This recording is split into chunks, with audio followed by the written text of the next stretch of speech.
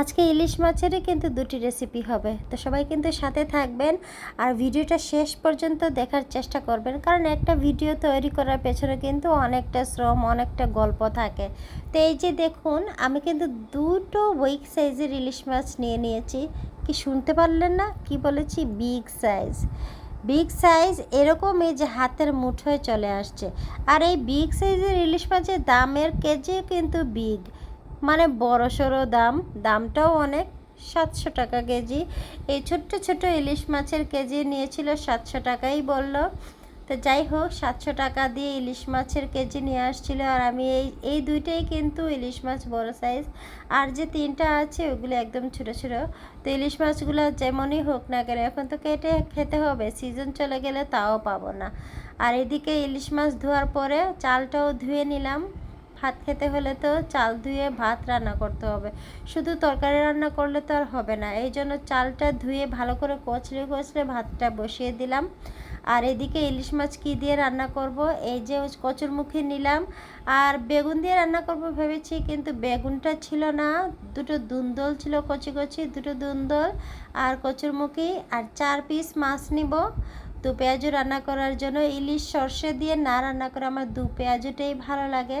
তো এই যে দেখুন, ইলিশ মাছগুলো কেটে নিচ্ছি। আর ইলিশ মাছের সাইজ যেহেতু ছোটো, তাই বেশি টুকরা হবে না, এরকমই 3 টুকরা লেজ সহ মাথা সহ 4 টুকরা হয়েছে এক একটা।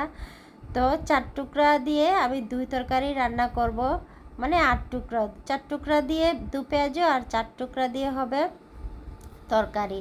4 টুকরা মাঝে মাথা টাথা সব দিয়ে দিব, কিন্তু এইভাবেই আজকে রান্নাটা করে নিব।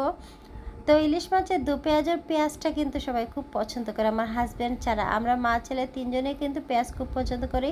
আর পেঁয়াজটা অনেক কষানোর পরও যখন পানি দিয়েছি তখন কিন্তু আবার তাজা হয়ে গিয়েছে, তখন আমার আর কিচ্ছু করার নাই, এরকমই হয়েছে। আর এই যে দেখুন, সবজিগুলো আমি কেটে নিয়েছি আর এই 4 টুকরো দিয়ে তরকারিটা রান্না করব।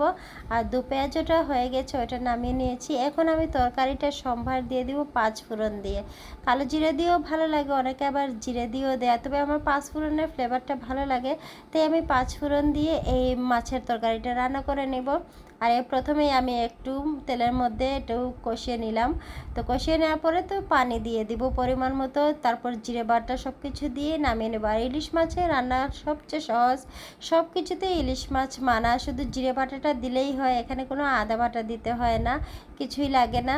তো যাই হোক, আমার মাছ রান্নাও কিন্তু শেষ হয়ে যাচ্ছে। এই যে তরকারিটাও হয়ে আসছে, মাছ দিয়ে দিলাম, তার আগে জিরে বাটা দিয়ে দিয়েছিলাম। ফাইনালি আমার তরকারিটা রান্না কমপ্লিট। আর এদিকে আমার ছেলে রান্নার সাথে সাথে খেয়ে নিয়েছে।